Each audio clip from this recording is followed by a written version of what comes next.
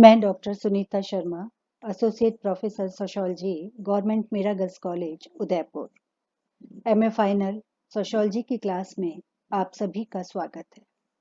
जैसा कि हमने पिछले अध्याय में धर्मनिरपेक्षीकरण का अर्थ, परिभाषा और उसकी विशेषताओं को देखा था, आज हम इसी के अंतर्गत लौकिकीकरण को प्रोत्साहित करने वाले कारकों के बारे में पढ़ेंगे।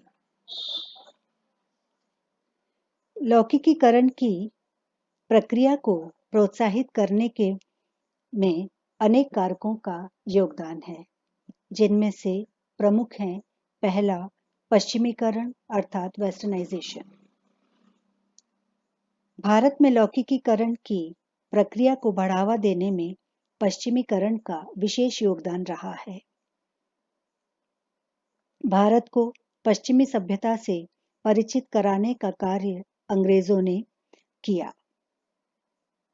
150 वर्षों के अंग्रेजी शासनकाल में भारत में नई प्रौद्योगिकी, यातायात, संचार, डाक, रेल, शिक्षा व्यवस्था, नवीन ज्ञान, विश्वास और मूल्यों का सूत्रपात हुआ, जिनके परिणाम स्वरूप व्यक्तिवाद एवं भौतिकवाद को बढ़ावा मिला और धर्म का प्रभाव क्षीण हुआ।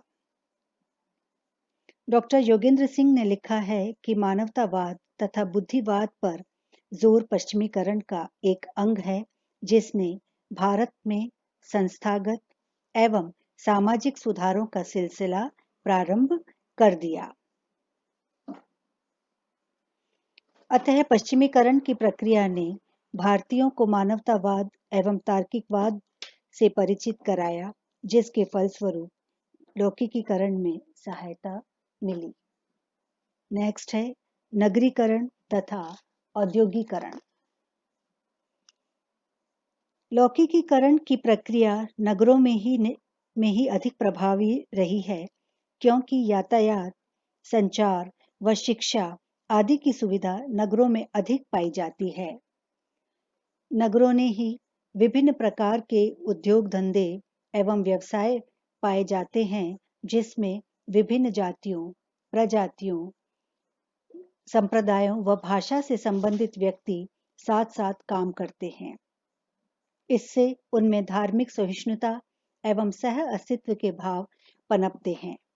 तार्किकता तथा वैज्ञानिकता का विकास होता है। नेक्स्ट है यातायात एवं संचार के साधन, यानी means of transportation and communication. प्राचीन समय में यातायात एवं संचार के साधनों का अभाव था, फलस्वरूप लोगों में गतिशीलता का अभाव था। इस कारण वे अन्य लोगों या अन्य धार्मिक संप्रदायों के संपर्क में नहीं आ पाए। इससे धार्मिक कट्टरता ने जन्म लिया। किंतु जब यातायात एवं संचार के साधनों का विकास हुआ तो लोगों की गतिशीलता बढ़ी, विभिन्न जातियों, प्रजातियों व धर्मों के व्यक्ति परस्पर संपर्क में आए, छुआछूत एवं भेदभाव कम हुआ, उनमें समानता के विचार पनपे और धार्मिक संकीर्णता समाप्त हुई।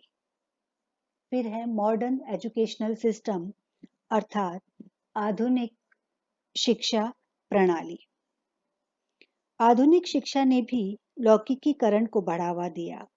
प्राचीन शिक्षा में धर्म की प्रधानता थी, किंतु वर्तमान समय में शिक्षा में वैज्ञानिक ज्ञान प्रदान किए जाने लगा, जिससे तर्क एवं बौद्धिक गुणों का विकास हुआ।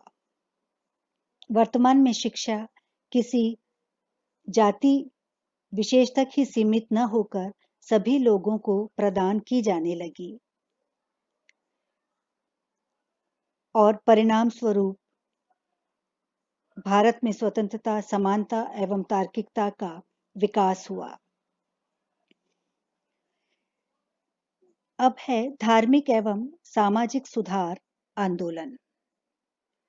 भारतीय धर्म एवं समाज की बुराइयों को समाप्त करने के लिए स्वामी विवेकानंद, दयानंद सरस्वती, रामकृष्ण परमहंस, राजा राम मोहन रॉय, ईश्वर चंद्र विद्यासागर, महात्मा गांधी आदि के नेतृत्व में अनेक सुधार कार्यक्रम एवं आंदोलन चले। ब्रह्म समाज तथा आर्य समाज, राधा कृष्ण मिशन आदि संगठनों की स्थापना हुई और इन सभी के प्रयासों से भारतीय समाज में छुआछूत, जाति पाति का भेदभाव आदि में अनेक परिवर्तन हुए। फिर है सरकारी प्रयत्न। भारत में लौकिकीकरण की प्रक्रिया को बढ़ावा देने में सरकार द्वारा बनाए गए विभिन्न सामाजिक विधानों ने भी महत्वपूर्ण भूमिका अदा की है, जैसे अस्पृश्यता अधिनियम 1955 आदि के द्वारा हिंदुओं के परंपरात्मक धर्म, विवाह एवं छुआछूत संबंधी विचारों में अनेक परिवर्तन हुए। अंतरजातीय विवाहों एवं तलाक को स्वीकृति मिली तथा जातीय भेदभाव को समाप्त कर दिया गया। अब है स्वतंत्रता आंदोलन अर्थात फ्रीडम मूवमेंट। स्वतंत्रता आंदोलन के दौरान विभिन्न धर्मों एवं जातियों के लोगों ने साथ साथ कार्य किया। सभी धर्म के अनुयायियों ने धार्मिक एवं जातीय भेदभावों को भुलाकर कंधे से कंधा मिलाकर आजादी की लड़ाई में योग दिया और उनके प्रयत्नों से देश स्वतंत्र हुआ। स्वतंत्रता के बाद नवीन संविधान में भारत में धर्मनिरपेक्ष राज्य घोषित किया गया, जिसका उद्देश्य विभिन्न धर्म के लोगों को देश की प्रगति में समान रूप से भागीदार बनाना और उनका सहयोग प्राप्त करना था। इस प्रकार स्वतंत्रता आंदोलन ने भी लौकिकीकरण की प्रक्रिया को बढ़ावा दिया। इस प्रकार हम देखते हैं कि बहुत सारे कारक हैं जिन्होंने धर्मनिरपेक्षीकरण को बढ़ावा दिया। अगले अध्याय में हम लौकिकीकरण के फलस्वरूप भारतीय समाज में होने वाले परिवर्तनों का पर अध्ययन करेंगे। Thank you.